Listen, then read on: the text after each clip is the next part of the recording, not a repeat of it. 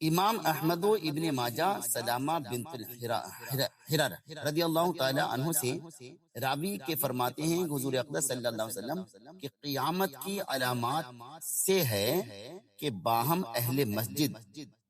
امامت ایک دوسرے پر ڈالیں گے، کسی کو امام نہیں پائیں گے تو ان کو نماز پڑھاوے، یعنی کسی میں امامت کی صلاحیت نہ ہو، ایک دوسرے سے کہیں گے تم پڑھا دو گے تم پڑھا دو، مگر صلاحیت کسی میں نہیں ہوگی، اس لیے کوئی آگے بڑھنے کی ہمت نہیں ہوگی انہیں خود بھی۔ یہ قیامت کی نشانیوں میں سے یہ نشانی بھی سامنے آنا ہے اور آ رہی ہے۔ بخاری کے علاوہ صحاح ستہ میں عبداللہ بن مسعود رضی اللہ تعالی عنہ سے راوی کہ فرماتے ہیں حضور اقدس صلی اللہ علیہ وسلم کسی کے گھر یا اس کی سلطنت میں امامت نہ کی جائے، نہ اس کی مسند پر بیٹھا جائے مگر اس کی اجازت سے۔ بخاری و مسلم وغیرہما ابو ہریرہ رضی اللہ تعالی عنہ سے راوی کہ فرماتے ہیں حضور اقدس صلی اللہ علیہ وسلم جب کوئی اوروں کو نماز پڑھائے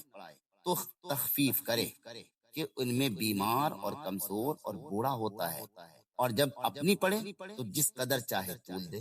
یعنی دوسروں کی امامت کر رہا ہے، پیچھے لوگ ہیں، تو فرمایا حدیث پاک ہے یہ کہ اوروں کو نماز پڑھا تو تخفیف کرے، یعنی ہلکی پڑھائے نماز، زیادہ لمبی نہ کرے۔ کیوں؟ فرمایا ان میں بیمار، کمزور اور بوڑھے بھی ہوتے ہیں، اور جب اپنی پڑھے تو جس قدر چاہے طول دے، جتنی چاہے لمبی کر لے، تو اپنے اوپر ہے نا، اپنی ہمت جتنا ساتھ دے رہی ہے لمبی کر رہے ہیں۔ تو یہاں سے صاف ظاہر ہوا کہ ایسی عورت کی بھی جو ہے نماز قابل قبول نہیں ہوتی کہ جس کا شوہر اس سے ناراض ہے، وہ جو ہے اس کی ناراضگی کا کچھ خیال نہیں کر رہی ہے۔ ایسے امام کی بھی نماز قابل قبول نہیں ہوتی کہ جس سے کہ لوگ کراہت کرتے ہیں اور وہ زبردستی امامت کرتا ہے، ایسے لوگ بھی پائے جاتے ہیں۔ تو ایسے لوگوں کی بھی نماز قابل قبول نہیں ہوتی۔ یا کوئی غلام جو بھاگ گیا ہے اس کی بھی نماز قابل قبول نہیں، یا کسی نے آزاد آدمی کو غلام بنا رکھا ہے تو اپنے بندھن میں لے رکھا ہے، ایسے آدمی کی نماز قابل قبول نہیں۔ یہ یاد رہنا چاہیے کہ آج کل عام طور سے امام لوگوں سے جو ہے وہ کراہت اور جو ہے اختلاف جو ہے بڑے اشارے میں کرا لیے جاتے ہیں، اور یہاں پر یہ قید لگا دی گئی ہے کہ کراہت جو ہے لوگ کرتے ہوں شرعی خامی کی وجہ سے،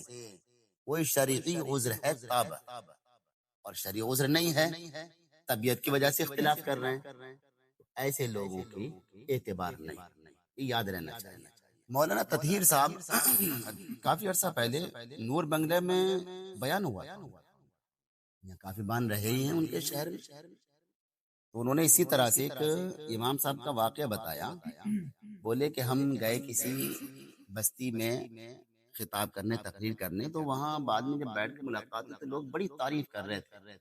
بولے پہلے جو امام صاحب تھے وہ بہت اچھے تھے اور یہ امام جو ہیں وہ صحیح نہیں۔ تو جس سے پوچھو دو چار آدمی یہی تذکرہ سنا، تو بولے میں نے پوچھا کہ اچھا پہلے جو امام تھے وہ اچھے تھے، ان میں کیا اچھائی تھی، اور اب جو امام ہیں یہ برے ہیں تو ان میں کیا برائی ہے؟ بولے پہلے جو امام تھے ان کی اچھائی یہ تھی کہ وہ اپنی سودا سلف لینے کے لیے اگر بازار بھی جاتے، دکانوں پہ جاتے، تو وہ گھروں میں آواز دے لیا کرتے، کچھ منگانا ہو تو بتا دیو میں بازار جا رہی ہوں، سمجھے؟ تو وہ اتنا خیال رکھتے، کتنے اچھے تھے وہ، ہے نہیں؟ اور فاتح وغیرہ کے بھی پوچھتے رہتے تھے، تو سب سے ملے جلے رہتے تھے، سب کا خیال رکھتے تھے۔ دوسرے جملہ یوں کہہ سکتے ہیں کہ وہ مصلی کا اتقاء نہیں رکھتے تھے، بلکہ ہے نہیں گھروں کا زیادہ خیال رکھتے تھے، بہت اچھے تھے۔ اچھا ان میں کیا برائی؟ بولے یہ تو جب دیکھو تو نماز پڑھ کے بھی دیکھو تو بیٹھے ہی رہتے ہیں مصلی پہ، بس تسبیح چل رہی ہے، کسی سے بات چیت ہی نہیں ہے نہیں، اٹھنا بیٹھنا ہے ہی نہیں، کہیں بیٹھنا ہوتا ہے، ہاں مسلح چھوڑنے، جب دیکھو تسبیح چل رہی ہے، تسبیح چل رہی ہے۔ ارے بھائی اٹھنا بیٹھنا ہوتا ہے، بولنا چالنا ہوتا ہے لوگوں سے، تو یہ تو جب دیکھو تو مسجد میں ہی زیادہ رہتے ہیں۔ تو اس اعتبار سے دیکھا جائے تو آج بھی کچھ امام ہیں ایسے، حالانکہ کم ہیں، جو بیچارے دکانوں میں نہیں بیٹھتے ہیں، ہوٹلوں میں نہیں بیٹھ رہے ہیں، نوجوانوں کاندھے پہ ہاتھ رکھ کے گلے میں ہاتھ ڈال کے چلنا پھرنا نہیں کر رہے ہیں، ایسی خامیاں ہیں آج بھی کچھ اماموں میں۔ یہ برائیاں ہیں